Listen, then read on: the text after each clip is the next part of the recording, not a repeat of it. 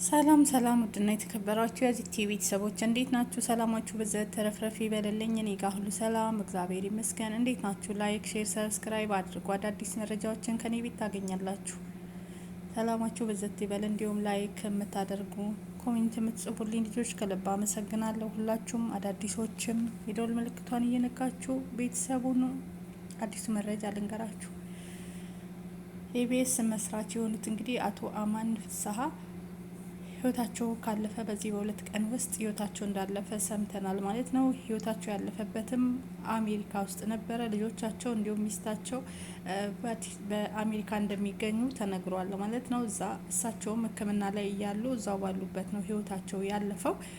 እሳቸው ግን ተናዘው ነበረ ማለት ነው። በንዛዜው ግን ብዙዎች ብጥብጥ ተነስቶ ነበረ። እንዲሁም አሜሪካ ያሉት ለምንድን ነው ወደዛ የሚሄዱት ወደ ኢትዮጵያ የሚሄዱት ልጆች ቤተሰብ እዚህ ናቸው፣ እዚሁ ነው መቀበር ያለባቸው በሚል ብዙ ሰጣ ገባ ከሆነ ከብዙ ጭቅጭቅ በኋላ ግን ባለቤታቸው እሱም የተናዘዘው ኢትዮጵያ ወስዳችሁ ቅበሩኝ ህይወቴ ቢያልፍ እንኳን ብሎ ስለተናዘዘ ኢትዮጵያ ሄዶ መቀበር አለበት በማለት በዚህ ይሄን ውሳኔ ተወስኖ ማለት ነው። ከብዙ ጭቅጭቅ በኋላ እዛ አሜሪካ ያሉት ቤተሰብ እዚህ ነው ያለ፣ ለምንድን ነው አስክሬን የሚንገላታ? እዚሁ መቀበር አለባቸው ልጆቻቸው ሁሉም ያሉት እዚህ ናቸው ሲባል አይ እሱ የተናዘዘው ስላለ እዛ መሄድ አለበት በማለት እንግዲህ ይሄ እልባት አግኝቶ ማለት ነው።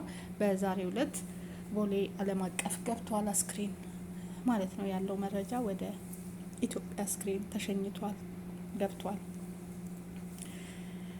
እና በጣም ያሳዝናል። እንግዲህ ለሞቱት ነፍስ ይማር፣ ለቤተሰብ ለወዳጅ ዘመድ እንዲሁም ለልጆቻቸው እግዚአብሔር አምላክ መጽናናትን ያድልልን። ግን በጣም የሚያሳዝነው ነገር ይሄ ኢቢኤስ ምንድን ነው? እሱ ከውስጥ እኮ እየለቀመብን ያለ ነጻነት ወርቅነህ አሁን በጊዜ ማለት 2 ወር ይሞላዋል እንዴ ካለፈ 2 ወር ቢሆነው ነው የሚሆንም አይመስለኝም። እስኪ ገብቻ ያለው መቼ እንደሆነ እና በቅርብ ነው እንግዲህ ያጣ ነው ማለት ነው። እውነት የእሱን ሀዘን ሳንወጣ ደግሞ እሳቸው ዋናው ደግሞ ህይወታቸው አለፈ። እንዲሁም የአስፍሽም አስፋ መሸሻ በጣም ከሁላችንም ልብ የማይጠፋ ሁላችንም የምንወደው ነውና የእሱም ህይወት ካለፈ 2 አመት ቢሆነው ነውና በጣም የሚያስፈራ ነገር አለ። እዛ ውስጥ የሚሰሩ ሰዎች በአንድም በሌላም እንደዚህ በወጣትነታቸው በቃ በድንገት እንደዚህ ህይወታቸው እያለፈ በጣም የልብ ስብራት እየሆነብን ነው ያለው።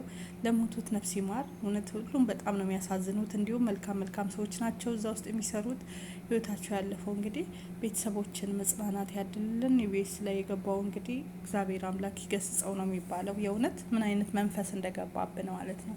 በጣም ነው የሚያሳዝን እና ለማንኛውም የቀብር ስነስርዓታቸው ነገ ነው እየተባለ ነው። ግማሹ ዛሬ ሆኖ ማታውን ይቀበላል እየተባለ ነው። ለማንኛውም ቦሌ ገብተዋል። ያለውን ነገር ተከታትዬ ያመጣላችኋለሁ። ያው በነዛዚያቸው መሰረት ተፈጽሟል ማለት ነው። ከብዙ ጭቅጭቅ በኋላ ደስ ይላል። ምክንያቱም አንዳንድ ሰዎች ውጭ ሀገር ሂደን እዛው በምንሞት እዛው ብንቀበር የሚሉ ሰዎች አሉ። አንዳንድ ሰዎች ግን በሞት እንኳን ሀገር ይቅበሩኝ የሚሉ ምን ያክል አገር ወዳጆች እንደሆኑ በጣም ልብ ይነካል። ምክንያቱም እኚህ አባት እንግዲህ በንዛዜያቸው መሰረት አስቡ፣ ልጆች ሚስት ያሉት እዛ ነው፣ ግን ህይወቴ እንኳን ካለፈ ኢትዮጵያ ወስዳችሁ ቅበሩኝ ማለታቸው በጣም ይገርማል። ማለት የኢትዮጵያ ፍቅር ሁሌም ልባችን ውስጥ ነው ያለ ማለት ይቻላል። የትም ሀገር ቢመቸንም ቢደላንም ኢትዮጵያን የማንረሳበት ነገር የሆነ ውስጥ የራሱ ሚስጥር አለው ብዬ ነው ማስበው። እና ሰላማችሁ ይብዛ፣ ወዳችኋለሁ። እስኪ ደግሞ ሌላ አዲስ መረጃ አለ አስገባላችኋለሁ፣ ተከታተሉ ማለት ነው። ይሄን መረጃ መጀመሪያ ልንገራችሁ። ስለ ዋንትያ አዳዲስ ነገር ወጥቷል። ዋንትያ ሰለሞን እንደሰማችሁት ማለት ነው ብዙ አዲስ ነገር ወጥቶባታል ማለት የተለያዩ ነገሮች እየወጡ ነው ያሉት በሰሞኑ ላይ ማለት ነው። እና አባት ነኝ ብሎ የመጣው ሰውዬ ማን ነው የሚል ጥያቄም ተፈጥሯል ማለት ነው። አባት ነኝ ያለው ብሎ ሲመጣ እንዴት አልተያዘም የሚል የህግም እንትኖች የህግ ኃላፊዎች ማለት ነው እንደ ጠበቃ ቆመውላታል። እስኪ አብረን እንስማ ህጉ ምን እንደሚል ስለ ዋንትያና ፍትህ እንደሚያስፈልጋት ብዙዎች ቅሬታቸውን እያሰሙ ነው፣ ከኔም ጨምሮ ማለት ነው።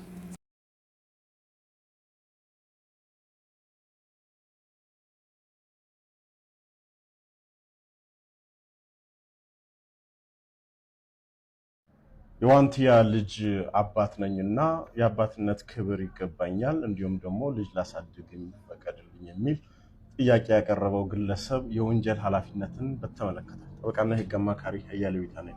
በዚህ ቪዲዮ ላይ ይህን ቪዲዮ ስሰራ ማህበረሰብ እንደ ማህበረሰብ ልጆች በሰላም ወጥተው መግባት እንዲችሉ ዘንድ ጥብቅ የሆነ መርህ ሊንከተል እንደሚገባ ለማሳሰብ ጭምር ነው። ወንጀል የፈጸሙ ሰዎች በነፃነት መንቀሳቀስ እንደሌለባቸውም ጭምር እንድናውቅ ነው ማለት ነው።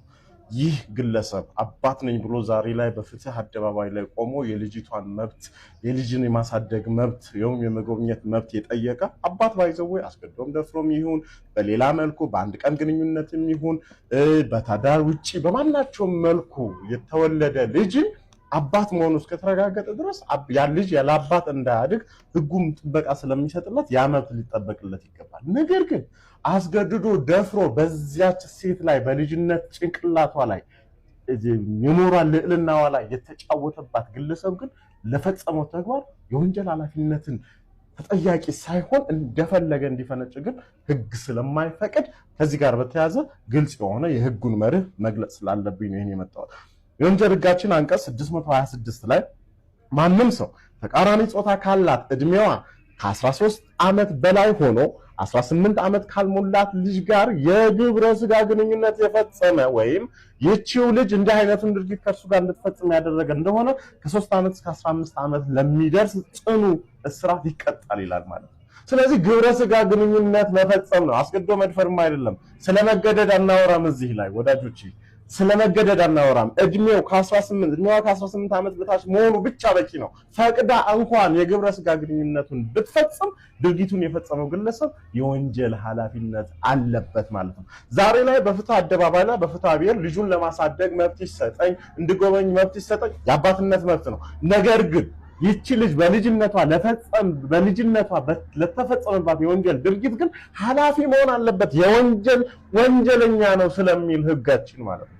ይህንንም በተመለከተ ብዙዎች የሚያነሱት የይርጋ ዘመንን በተመለከተ መመልከቱ አግባብነት አለው ማለት ነው። ከስንት ዓመት እስከ ስንት ዓመት ያስቀጣል ብያችኋለሁ ቅድም። ከ3 ዓመት እስከ 15 ዓመት የሚያስቀጣ የወንጀል ድርጊት ነው የግብረ ስጋ ግንኙነት መፈጸም ብያችኋለሁ ማለት ነው።